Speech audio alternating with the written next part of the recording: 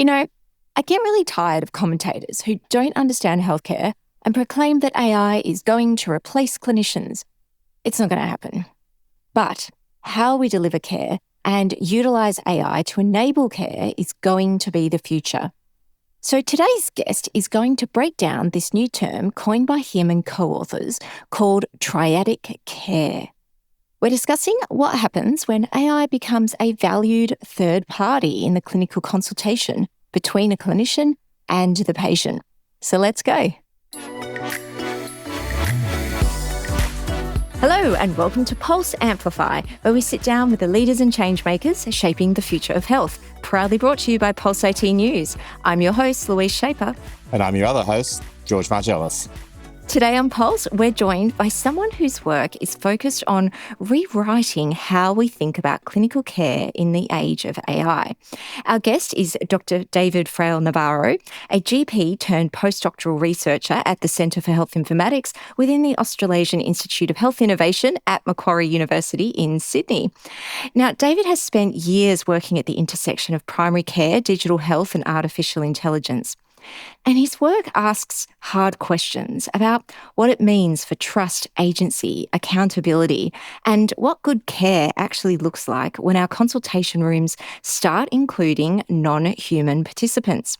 Today, we're going to unpack all of that tension. We'll explore how AI is transforming the role of the clinician, reshaping how patients and clinicians relate, and whether in this new era, do we risk losing or can we reclaim what actually makes clinical care human? David, it is so great to have you in the studio. Welcome to Pulse Amplify.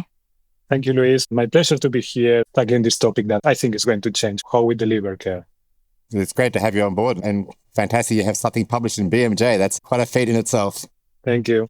Yeah, well done. So, David, you've recently co-authored 2 significant papers in the British Medical Journal on generative AI in everyday use in clinical encounters.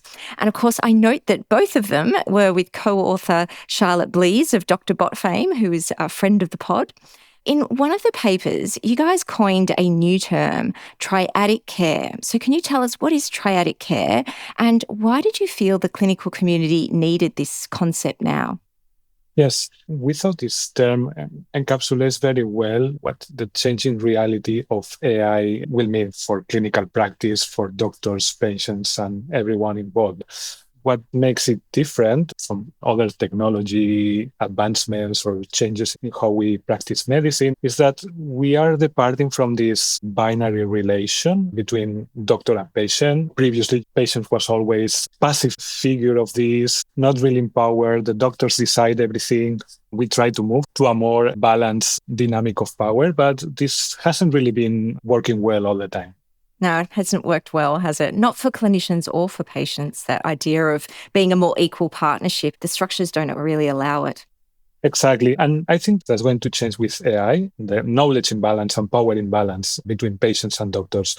And I don't mean that this expertise is going to disappear or we won't need any of these parts, but with AI, we can see that this new element that's giving inputs into the consultations, both for patients and doctors. We are starting to bring them into discussion with new diagnoses, with reinterpretation of what the doctor has said or what the patient has presented. So this dynamic, that's what we call triadic, is this balance and this conversation between the 3 parts. And with those 3 parts, you've got the AI, you've got the doctor, and you've got the patient. Is there any sort of weighting difference that you see there, or is this more of a conversation between 3 separate parties? We need to be clear. Nobody's pushing for AI making automated decisions. It's going to be there. It's going to be in the middle of the discussion. And I think the first element we need to do is to acknowledge this. We had a tendency in the past with previous technologies to dismiss them. That is changing with this technology because this is not going to be Dr. Google once again. As much as there are risks and problems and issues with the use of AI, the patients can now come with fairly well-established diagnostic reasoning process. They can ask for clarifications, and AI is very good at explaining those things. We've been using technology in consultation rooms for many decades now. We've had electronic health records, we've had electronically available guidelines, decision support tools. All these sort of things have been there to support the clinician in making better decisions. However, generative AI seems to have changed the whole debate. What makes generative AI different to the point that it fundamentally reshapes the consultation? I think that you're touching on an interesting part of this. When I first started getting interested in technology and health informatics, back then we called this area of computer science NLP, natural language processing. The technology underlying the current AIs have been going for a while. What really made a big change was the chat interface with a language model. No longer involves setting up a Python script and coding and so on. It was just chatting. Chatting is something we've been doing for all the history of mankind, and we are pretty used to that. And all of a sudden, we had these big AI models, very knowledgeable, even with errors, with hallucinations, but we didn't really need anything else more than talking to it. And I think that's been the sparkling moment of AI. Is this interaction through dialogue, through things like ChatGPT as the foundation of how we interact with AIs. It's interesting because if you compare the way we practice medicine when we're junior doctors in a hospital, we tend to have discussions with other people. Then when you work your way into a consultation room, it becomes very much a one-on-one type situation. So I guess the chat gives us back that opportunity to have an ongoing discussion as we're going through our thought process. Yes, exactly. In a way, this is also reclaiming part of what medicine was in terms of conversation. This has been a core skill for medicine for millennia. I think the AI is bringing back this sort of expertise as something we value, we need. Now it's not only humans involved, it's also AIs into an actual conversation. And speaking of that conversation, if we focus on those dynamics in the consultation room, in your paper, you cite that 2/3 of US physicians and a growing share of UK GPs now use AI during consultations. Anecdotally, we know that Australia is very similar, New Zealand similar. So the numbers are growing. But the thing that blew my mind is that your survey showed that GPs often don't disclose it, which I was like, shouldn't everyone be doing that? So why is non-disclosure so common? Yes, I think we are seeing separate phenomenon here. For one side, we have the AI tools that are starting to be embedded into consultation. And the best example of that is what we call AI scribes, ambient scribes, basically tools that record a conversation between doctor and patients and generate a transcript or a ready-to-use note. The use of those tools is still in a gray area in terms of legislation, but depending on the jurisdiction, some of them require explicit consent from patients to actually use the tool, while others are not as clear in terms of the doctor do really need to tell the patient that they are recording the conversation and AI is involved. So part of that hidden or non-disclosed use is coming from that. The other part, which I think it's even more interesting and it's even harder to track, is when doctors are using ChatGPT or similar tools to ask clinical questions. And we also know this is happening. Even if you ask a completely anonymized clinical question, should I prescribe this antibiotic for this presentation of disease, or should I wait, or should I do something else? That doesn't have any medical identifiable information, but it's still a use. We are seeing a lot of that using these tools and often not disclosing. With this piece on triadic care, we want to bring this to life. If doctors are using AI, I think we should keep track of it. We should know it's part of that diagnosis, of part that management plan is not only coming from you, it's coming from an AI. Most of the tools now incorporate some type of AI. So I guess part of the challenge is that clinicians need to better understand where the AI is in their picture. But one of the challenges is that when you talk about generative AI, it confidently gives you an answer, but not with a lot of transparency. And while some of the new tools are now showing their reasoning going forward, and some are using a very limited range of references as their background, we've still seen up to 20% of people just don't cross-check what comes out of it. So the AI gives them an answer, and because it comes from the AI, we assume it's correct. How should clinicians navigate AI's concept of partial verifiability? How do we be sure we're getting the right answer? Yes, that's a challenge we have. There is progress on the reasoning chain that the AI model has followed or providing external references. But still, there is a high degree of uncertainty and unclearness on how it reaches a conclusion, because even if it provides a reasoning chain, the conclusion it has reached could be different if you change some of the parameters, some of the wording, or even the same AI, if you ask several times, it can change the answer. I think that's why we need to reclaim expertise, reclaim nuance that clinical consultation involves.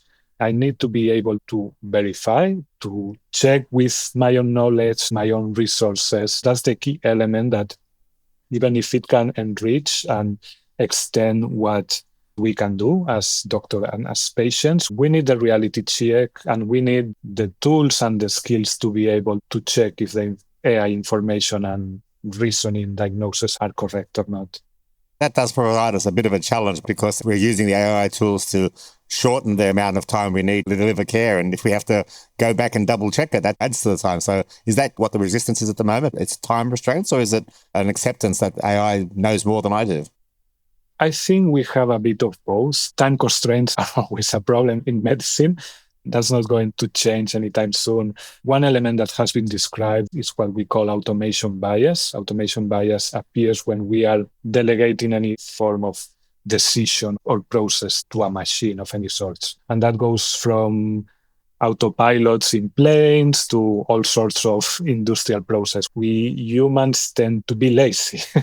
And that laziness can come very quickly with the use of AI tools. That's one element. The other is the way that AI interactions are currently shaped. They can tend to agree with the user, or they can tend to be overconfident in their answers, or try to engage you as much as possible and say that you are great, that you are doing phenomenal, even when that's not the case. So that element plays a role in the overconfidence that we can have. Everyone is trying to figure out in computing science, in software development, how do we supervise AI? That's the billion-dollar question of the decade. What are the processes and how we involve humans in the loop so we can supervise that? Because as you said, the problem, if not, is it's going to take longer to supervise all that AI than do it yourself.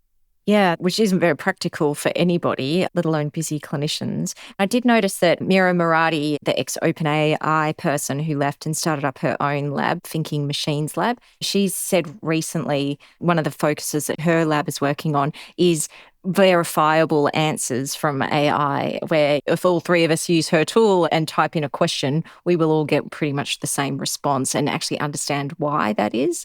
But yeah, I guess the technology is not there yet. So if you're using AI in your practice, what does responsibility and accountability look like in this triadic model? To me, it starts with the patient and what they want to do with their own health, their own healing process, their own diagnostic process. Doctors need to take that and give them the best evidence, the best treatments, the best course of actions available.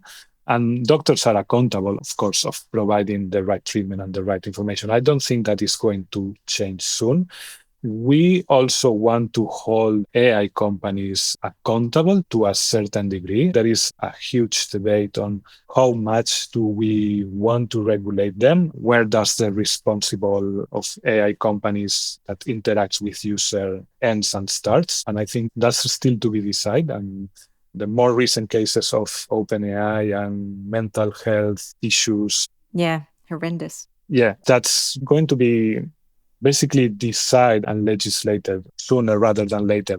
I think it's still an open question. AI companies want to ensure that their products, their AI models are not actively harmful. I think having completely safe products is going to be very difficult. We might need to have a compromise. In the end, these tools are very sharp knives, to put it in one way. They can do a lot of things. They can be very helpful, but they entail a danger. And I don't think all the danger is completely possible to regulate.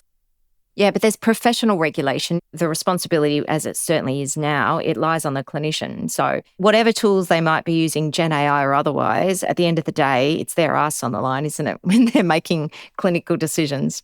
Exactly. And I don't think that is going to change anytime soon. I don't think we are in the phase of automated decisioning. What I think is going to change in part is what type of reasoning clinicians will have to do to reach that decision and that accountability. And a good example of that can be driven from other industries, such as pilots. 90% or 95% of pilot in a plane is completely automated. They sit on their cabins and they look at screens and buttons, and for most of the time they don't do anything. But I'm really glad they're there. I don't want that to be completely autonomous. Exactly. I'm 100% agree. That's a reflection other professions, such as medicine, is going to need to do soon. What does the equivalent of being a pilot in the AI era means for a clinician? The planes fly very well themselves most of the time.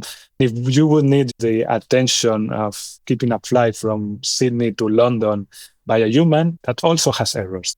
Yes, that would be a safety risk too. There is these dynamics that we need to define, we need to discover. We need the research, to be honest. We are still not there. The key point on part of what we try to bring with triadic care is to try to make clinicians and patients more open about these dynamics so we can understand them and study them and see what works and see what is actually harmful. Most clinicians are happy to be accountable to their patients because their goals obviously are aligned about the outcomes. One of the challenges that raises in accountability, of course, is that we also have medical legal insurance players and lawyers and other people in the game. So managing that accountability becomes more complicated. And we often talk about cover your CYA medicine, where we practice medicine in such a way to avoid legal complications, not necessarily outcomes. Okay, time for a quick break. And when we return, we will chat with David on patients' use of AI, why the AI hype is really just not very helpful, and discuss the value of being a proactive clinician. David also has recommendations for clinicians and health systems and for government, so don't go anywhere. When you look at the use of AI in healthcare, it raises a question, if a doctor has access to AI and doesn't use it, is that an accountability issue as well? Is the fact that they're not using the tools at their disposal, especially since the patients also have access to those tools? To what degree do we have to think about that shared responsibility? The patients are coming in with AI, they're playing an active role in the diagnostic process. How can clinicians prepare for that? How can we prepare for patients who come in with a Gen AI article, which probably will quote your paper, which was published 2 weeks ago, and the doctor hasn't had a chance to read that paper yet? It's going to be hard. It's going to mean learning new skills. With of BMJ series, we actually have 3 papers. There is a third one that will come on what skills clinicians need to learn for the AI era. It's hard when we have very informed, very proactive patients using AI, bringing a summary of the last evidence digested that probably the clinician didn't have any time to read. I think we need to be open about that. I wouldn't say dismiss completely what the patient has done. There might even be a chance of exploring this together, either during the consultation or before or after. And that's part of the research I'm trying to do at Macquarie, is how does it look if patients interact with AI and doctors get a summary of that interaction. And that's something they can later discuss on the consultation. I think the future might look something like this, that the chats and the AI conversations are not one-to-one, but there are actually the 3 of us in the conversation. So I think that's one way forward. Cool. I'll put a link to the 3rd paper if that's going to come out before the show drops so that people can read that one as well. But should clinicians, instead of just being reactive about patients coming in with thoughts, ideas, bits of paper that they've printed from their correspondence with an AI, should clinicians be proactive about using Gen AI with patients? Like last episode, we had Bhavesh Patel on the show. He's been so proactive. He's gone and created an AI avatar of himself that will talk to his patients when he's not available at 2:00 in the morning. So what's your thoughts regarding being proactive when it comes to patient use of AI? Yes, definitely. We need to be proactive. I think we need engaged clinicians. We need to explore these novel cases. I would love to see that AI bot that you mentioned. I think also at some point in time, practicing without AI will be regarded as antiquated. Potentially unsafe, yeah, eventually. We're not there yet, but... Exactly. And when we start seeing these stories on social media, because there is this harmful part of AI and mental health issues, but there is also AI diagnosis that multiple doctors has missed over years. There was a particular striking case on America of a child with a spinal cord injury, and doctors were unable to find it. And her mother put it into ChatGPT, brought that to a doctor, then they do an MRI scan and they found it. I think that sort of interaction is going to get more and more frequent. Doctors need to be prepared for that. We are not there yet, as you said, Louise, but when this starts to happen more often, the AI diagnosis will be seen potentially as relevant as one you got from a colleague. I think that's where we would see this triadic care and these AI-engaged doctors becoming more of a reality. The change of mindset is that this AI tool, it might hallucinate, it might not be perfect, but let's have a look at what it says. There might be some piece of information that I have missed as a human doctor, and that can be relevant. That's what I would do if I refer a patient to a colleague and ask for their expertise. I would take that input, I would trust them to a certain extent, and we'll try to bring that together into the patient that I'm seeing. That's a good way of looking at it, isn't it? Because, I don't know many clinicians that wouldn't take on board some advice from their clinical colleagues, but they're always going to apply their own clinical judgment. So perhaps, that's the way to look at AI, because your paper does cite cases where patients have reached accurate diagnoses before clinicians have. And ePatient Dave's blog on #PatientsUseAI is littered with cases where the patients using AI has been incredibly helpful and help the clinicians too, especially for things that are rare. The paper that you wrote also talks about autonomy versus agency, and Gen AI affects autonomy and agency differently. So could you just explain what's the difference and why is it important? Yes, autonomy can give the right to choose if they want one treatment, if they want one course of action, if this is the type of care that they really want to follow, whereas agency is modifying their capacity to act. And agency is ultimate, more empowering aspect of AI and patient use. It's not only that I can make better decisions, but with this AI tool, I'm capable of doing much more. I think that is something that will evolve. I don't think we are ready for complete and autonomous agency, but I think we will see a certain degree of patients being enabled to do more with the help of AI. Yeah. Okay. So we definitely want to give patients agency and use AI as a tool to help with that. But we also don't want to take away autonomy. In our last show, David, we talked about Elon Musk coming out and saying that he's got all these robots that he's going to create that are going to produce autonomous surgery, no humans in the loop, which George and I didn't think was a very good idea. Yes, that's part of being in the AI space, and I'm very enthusiastic about this technology, as you might expect from writing this series. But we also want to fight this sort of hype that don't really add anything of value. I don't think we are seeing autonomous surgeons anytime soon. What was it? The Anthropic CEO was saying a week ago that AI will cure cancer. AI won't come tomorrow with a solution for a given cancer. It's a much more complex process. That AI hype is non-beneficial because it distracts us from the real uses and the real potential and also the real harms that we are seeing right now. We can laugh at it, but I think we also don't want to get distracted by that because there is really a lot of things that AI can improve right now. Curing cancer or robot surgeons is not. CEOs' wages and stock values seem to be directly related to the hype, so that seems to be part of the problem.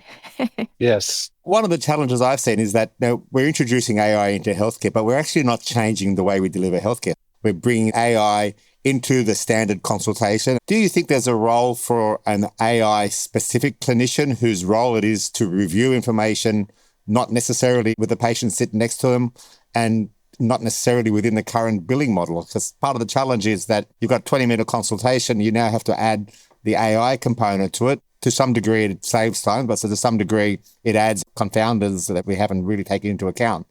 Do we need to rethink what doctors do?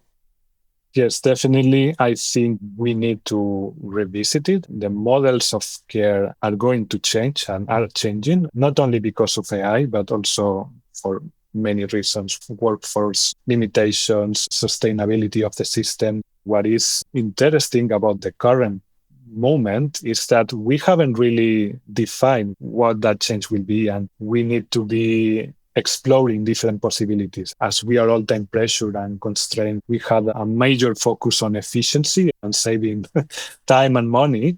I think that AI definitely can help with that, but it can also do other things. It can enrich the consultation. We also have a risk of ending up with models that just pursue efficiency and cost reductions. That's a potential issue, and we don't really want that. We want an AI that is enriching and not an AI that is just another layer of separation between you, the clinician, and the outcome.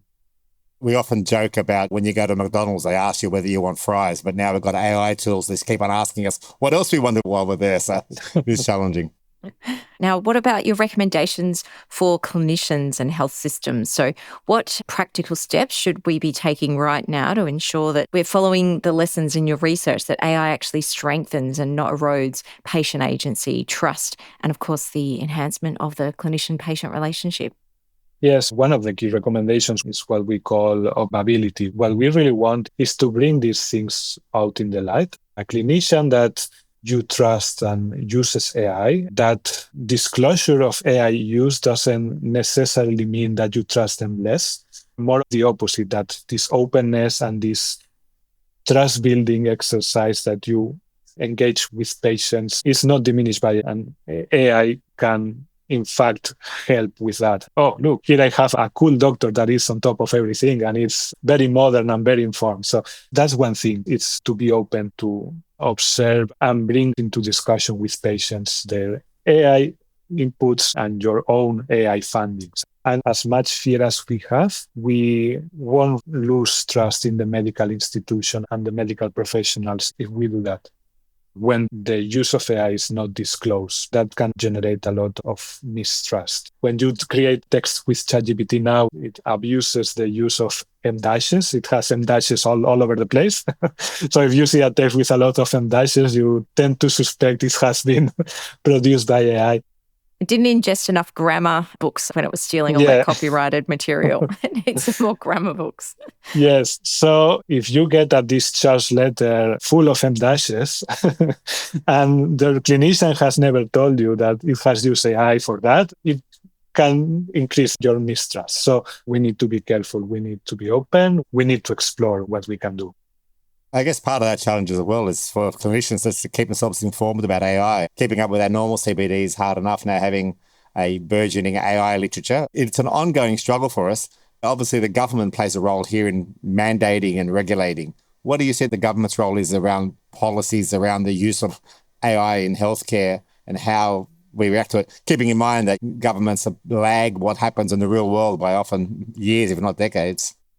Yes, they need to regulate several things. One of the things, it's a bit of a wild territory at some points, is privacy and how all this wealth of information we share in different ways to the AI companies, how that is processed, stored, confidentiality assured, deleted, and so on. We need very stringent and safe data privacy models. We have been speaking about sharing openly with the AI, but we need to be frank that we are not saying to clinicians or even patients, if you want my advice, to share everything openly with an AI. I think we can share safely.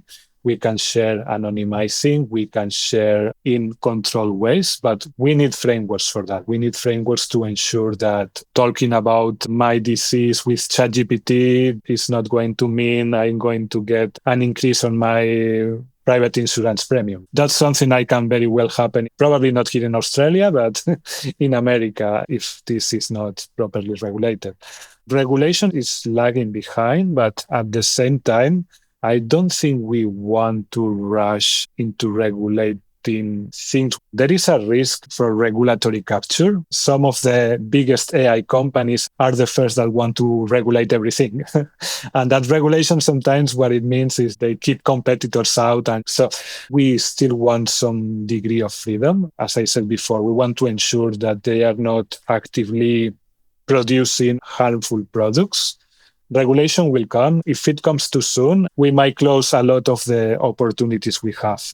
David, thank you so much. Your papers are a really good read. We will put links to hopefully all 3, but at least 2 of them in the show notes, and really encourage people to have a look. There will come a time in probably the not too distant future where we will look back at the papers that you are writing, Dr. Bot with Charlotte's book, and think, oh my God, we were so antiquated, but I heard it first on Pulse. What we try to do is bring information that people like you are working on and amplify that to a global audience using this platform, because healthcare is on the precipice of significant change. George would say we've been here many times before and it takes a long time, but AI is such a game changer and there's so much interest, but also so many questions. So thank you for doing your bit to advance the knowledge in this space, David. Really appreciate it. I have to second that. I have to specifically congratulate you for getting these articles published in BMJ. So kudos for that great work. The only thing I worry about, of course, we were speaking earlier with Louise. Louise is reading a book called If Anyone Builds It, Everyone Dies, about the end of the world from AI. So maybe that may influence things going forward as well. But in the meantime, let's take a full advantage of it. Thank you very much. My pleasure. It's a great moment and a great area to be in. And thanks again for the invitation. Thanks, David. And that is a wrap for today's show. So thank you for listening to Pulse, brought to you by Pulse IT News. Pulse is produced by Ivan Jurek of Octopod Productions. Thanks to Emily Mara, co-founder and publisher of Pulse IT News, for her support. Big thanks to everyone for listening. Make sure you subscribe, follow and rate us wherever you get your podcasts. And don't forget, you can visit pulseit.news to sign up for the e-newsletter and explore Pulse IT's massive digital archive. Send any feedback or topic suggestions to pulsepod@pulseit.news. We always love to hear from you.